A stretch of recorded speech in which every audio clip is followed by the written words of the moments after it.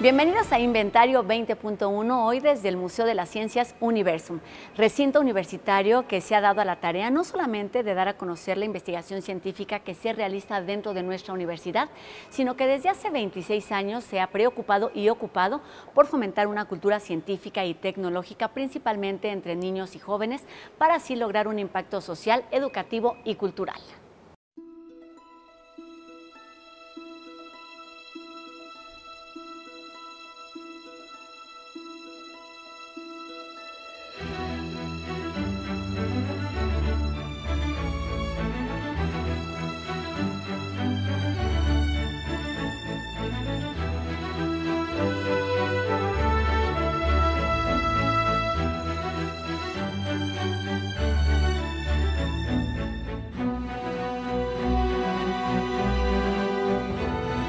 ¿Cómo funciona nuestro cerebro o cómo está conformado el universo? A partir de temas como este, Universum impulsa el aprendizaje, la reflexión y el pensamiento crítico, siempre con un espíritu lúdico, incluyente, experimental e interactivo. Características que lo convierten en el espacio ideal para entender por qué la ciencia es atractiva y cómo podemos encontrarla en nuestra vida cotidiana. Desde aquí comenzamos nuestro inventario y los invito a ver lo que veremos durante los próximos minutos.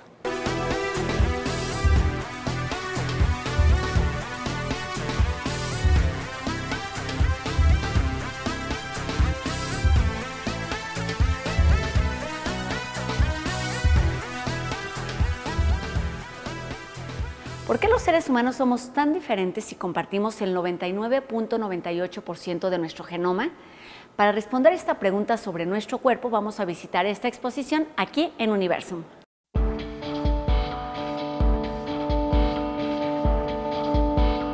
El genoma es como un manual de instrucciones para la vida. En él se encuentran los genes que forman las proteínas, mismas que llevan a cabo diferentes funciones de nuestro organismo.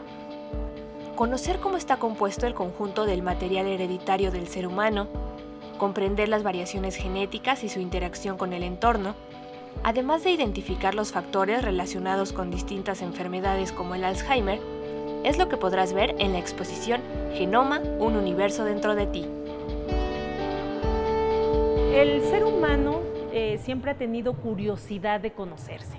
Entonces, conocer cómo estamos constituidos genéticamente, cómo podemos modificarnos o cómo estas características son modificadas por el ambiente, pues es una curiosidad nata, ¿no?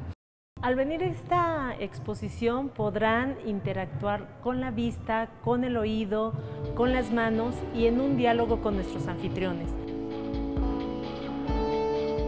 En los genes podemos encontrar variaciones que determinan algunas de las características en las personas, como el color de los ojos o el cabello. Sin embargo, algunas de estas modificaciones pueden llegar a afectar el funcionamiento de una proteína en nuestro organismo, desencadenando enfermedades que pueden heredarse de una generación a otra. Y tenemos muchas mutaciones. Se dice que se han encontrado más de 1800 mutaciones que han favorecido nuestra supervivencia.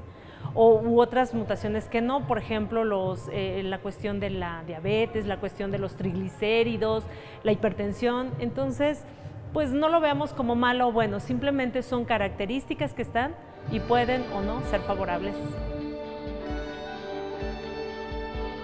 Observar una célula en plena división o poder analizar la estructura del ADN en un módulo tridimensional son algunas de las actividades con las que puedes interactuar. Conocer nuestro genoma es conocernos a nosotros mismos. En esta exposición podrás identificar toda esa información que hace que el ser humano tenga identidad. Ven a conocer Genoma, un universo dentro de ti, en el Museo de las Ciencias Universum. Para TV UNAM, Viridiana Mondragón. La desigualdad social y la explotación son temas que han marcado la historia de nuestro país, al igual que su envidiable riqueza natural y cultural. Estos son algunos de los temas que se abordan en el documental Humboldt en México, la mirada del explorador, dirigido por Ana Cruz, que contó con la asesoría histórica del doctor Jaime Labastida.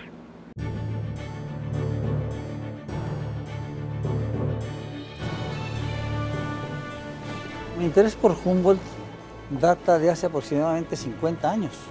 Y luego pues me di cuenta de que era no el hombre que había escrito solamente el ensayo político sobre el reino de la Nueva España, sino un científico de talla universal, de primer orden.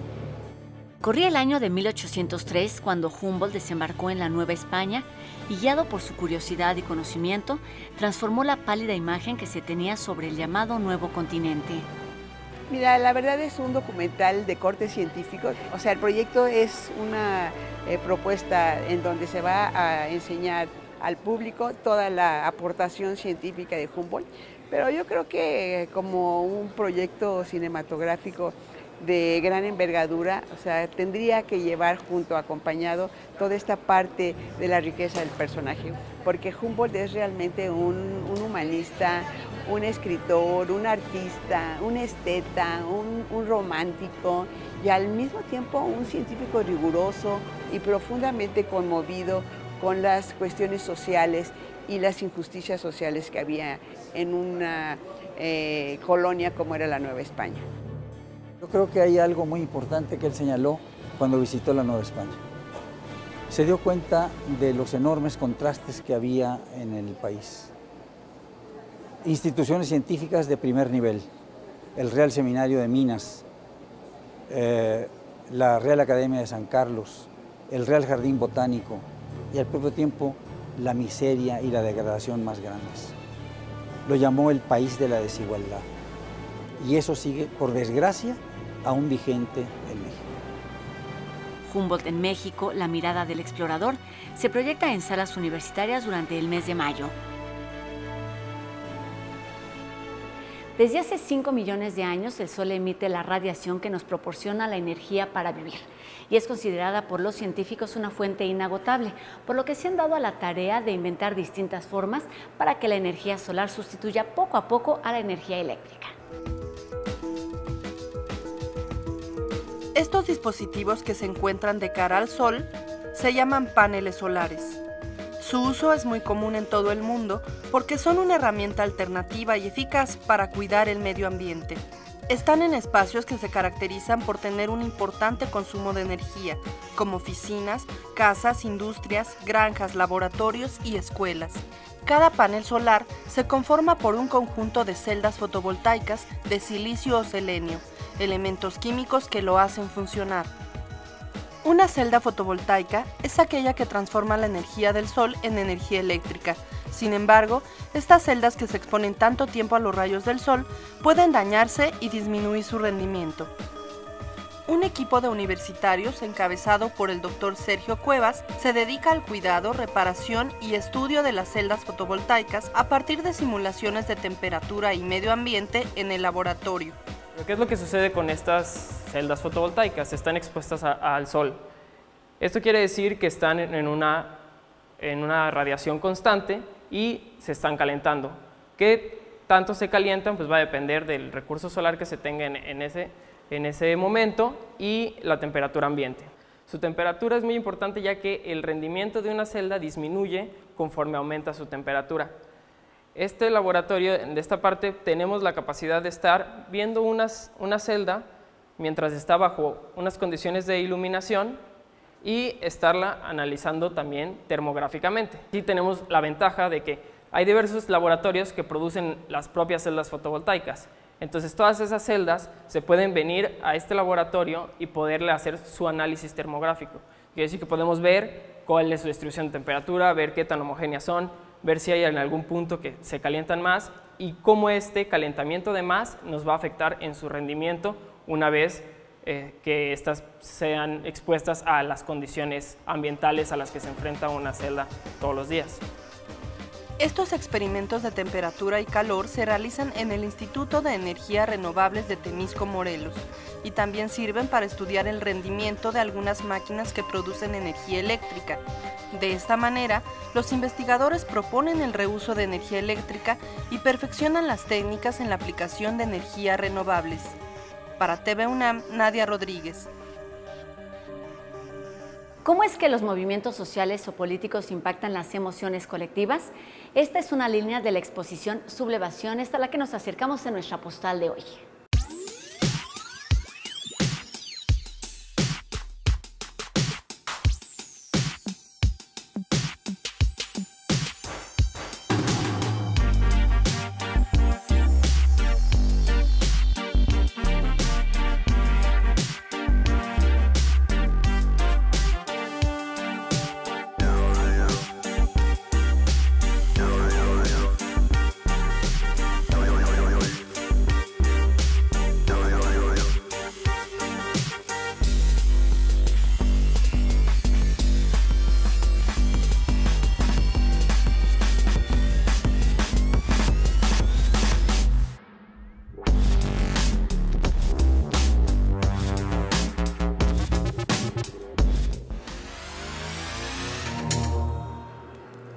Es momento de hacer una pausa. Al volver reflexionaremos sobre una de las décadas más emblemáticas del siglo pasado en nuestro país, aquí en Inventario 20.1.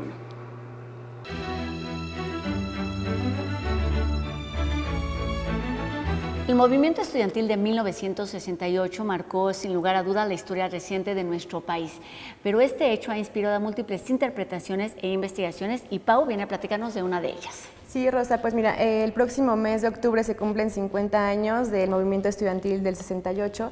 A partir de este hecho hubo muchas investigaciones, muchos puntos de vista de críticos y de escritores. Entonces, hoy les presento Legado 68 a 50 años de Tlatelolco, lecciones del movimiento que despertó a México.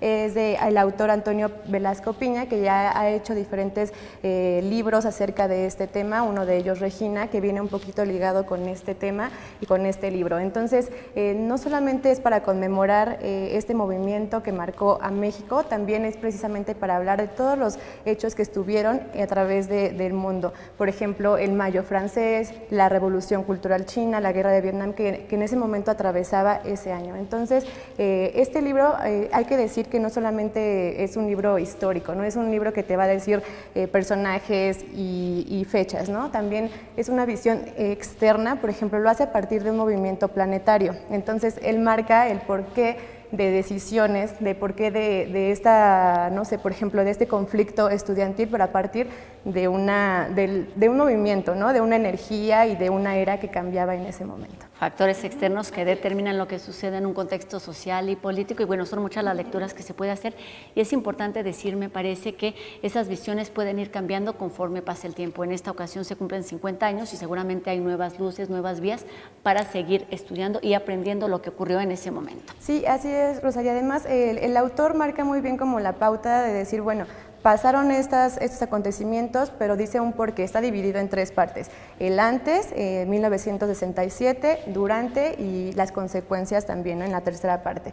Entonces, habla de una evolución de la conciencia en la humanidad, ¿no? Entonces, ¿por qué lo llevan a diferentes decisiones? ¿Por qué hay tantas guerras en el mundo en ese momento? Entonces, pues bueno, es un libro para reflexionar y sobre todo para que las generaciones nuevas conozcan este hecho y sobre todo que lo sigan teniendo en cuenta, que lo aterricen y sobre todo entiendan un poquito de las visiones o un porqué diferente a lo que, bueno, se habla en otros medios, ¿no? Y ya está en librerías. Sí, está en todas las librerías comerciales, es Penguin Random House Ediciones, ahí lo pueden encontrar y bueno, se los recomiendo para las generaciones, para que aprendan y sobre todo que tengan en cuenta este movimiento que marcó a México y al mundo. Pues ahí está una opción más para cumplir ese dicho que tenemos tan presente del 2 de octubre, no se olvida.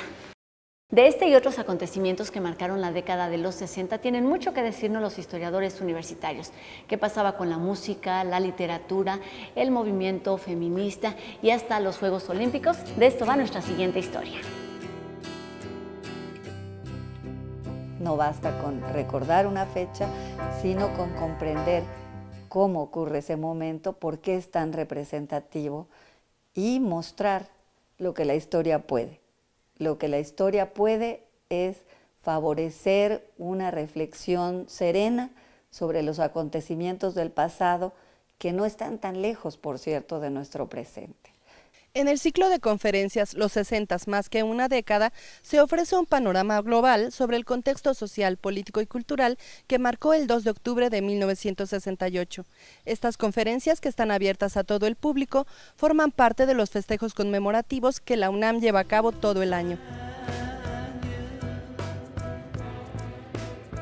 Y lo vamos a enfocar desde muy diversos ángulos. Internacionalmente tenemos la mirada de qué pasaba en los Estados Unidos al momento de la guerra de Vietnam, cuando se decía, nunca hemos perdido una guerra. A algunos nos tocaría unos años después estar en esta misma universidad celebrando el término de esa guerra. Hemos visto también los ángulos de lo que significaron el movimiento por los derechos humanos, los Estados Unidos también, y todos los temas que en un contexto de búsqueda de libertades tenían que salir lógicamente. Entonces hay conferencias de esa índole, hay conferencias ya rondando más cercanamente los temas de quiénes eran las izquierdas de ese momento y también, ¿por qué no?, la música, las posibilidades que dará al avance de las discusiones democráticas.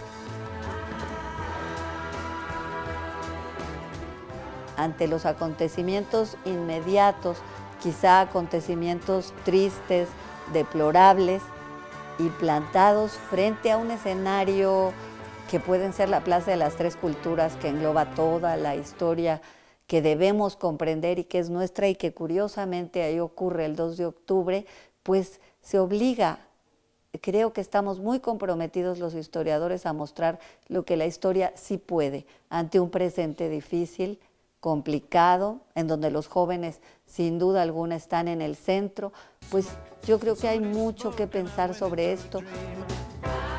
El Instituto de Investigaciones Históricas y el Instituto de Investigaciones Sociales organizan este programa de actividades que estará hasta el 30 de mayo, para fortalecer así la memoria histórica de nuestro pasado reciente y abrir la capacidad de diálogo de los universitarios con la sociedad. Para TV UNAM, Nadia Rodríguez. Vamos a conocer ahora las cualidades de la licenciatura en nutriología, nueva propuesta que se ofrece a los estudiantes en la Facultad de Estudios Superiores Zaragoza. Se entiende por nutriología al estudio de la nutrición y a esta como un amplio y complejo conjunto de fenómenos biológicos, psicoemocionales y socioculturales asociados con la obtención, asimilación y metabolismo de los nutrimentos. En la nutrición está incluida la alimentación y la actividad física, donde están involucrados la actividad laboral, los gustos, los factores emocionales y, por supuesto, los factores socioeconómicos, ambientales y culturales. Una alimentación no saludable, aunada a la falta de actividad física, está directamente asociada con el desarrollo de las enfermedades crónicas no transmisibles más importantes en el mundo, como la obesidad, la diabetes mellitus tipo 2 y la hipertensión arterial. En nuestro país, de acuerdo con datos de la Encuesta Nacional de Salud y Nutrición, más del 30% de la población infantil presenta sobrepeso u obesidad, mientras que en la población adulta la prevalencia es mayor al 70%. Estas cifras ubican a México como el país con más población infantil con sobrepeso y obesidad y el segundo en obesidad en adultos a nivel mundial. Esta licenciatura tiene el objetivo de formar profesionistas de la nutriología con conocimientos en alimentación, nutrición y actividad física, con habilidades y actitudes para implementar y evaluar programas de promoción y atención a la salud en los 3 ámbitos, con capacidad de incidir en la mejora de la calidad de vida desde las perspectivas interdisciplinaria, de género e interculturalidad. Su campo de trabajo es en instituciones de salud y de seguridad social, públicas y privadas, formando parte del equipo interdisciplinario de salud, así como en organizaciones no gubernamentales, en comunidades y grupos con características específicas y en instituciones educativas y de investigación. Esta licenciatura se cursará en las instalaciones de la Facultad de Estudios Superiores Zaragoza de la UNAM y en la Escuela de Dietética y Nutrición del Instituto de Seguridad y Servicios Sociales de los Trabajadores del Estado, ISSSTE. La Universidad 2018 dio inicio y la UNAM participa en 26 disciplinas deportivas. Tal es el caso de la lucha olímpica, considerada uno de los deportes más antiguos de la historia. Es la justa deportiva más importante para la universidad, porque es donde se juntan todas las universidades afiliadas al CONDE. La 21 Universidad Nacional 2018 se lleva a cabo en la Universidad Autónoma del Estado de México y la UNAM participa con 257 atletas. En la Universidad 2018, la lucha olímpica participará con 34 universitarios clasificados y esta es una de las disciplinas más fuertes, ya que se espera ganar casi 20 medallas en los estilos greco, libre y femenil. La lucha, al igual que otras 4 disciplinas, clasifica por medio de un campeonato nacional clasificatorio. En el caso de la lucha hubo 46 universidades involucradas y únicamente clasifican 12 de esas. Esa es una lucha profesional, ¿sí? Es más acrobática y es más espectáculo. Este es un deporte amateur y es un combate cuerpo a cuerpo, en el cual se trata de dominar al oponente, llevarlo al piso mediante una serie de acciones técnicas. Esas acciones técnicas tienen un valor, se les da un puntaje y aquí gana el que pone a su oponente en toque de espalda al colchón, controlado e inmediato. En este deporte participan hombres y mujeres que se clasifican de acuerdo a su edad y peso. En la UNAM se practica la lucha olímpica desde nivel preparatoria. Fuerza, gimnasia, técnica y disciplina Son algunas de las cualidades que desarrollan estos chicos en cada entrenamiento para lograr buenos resultados.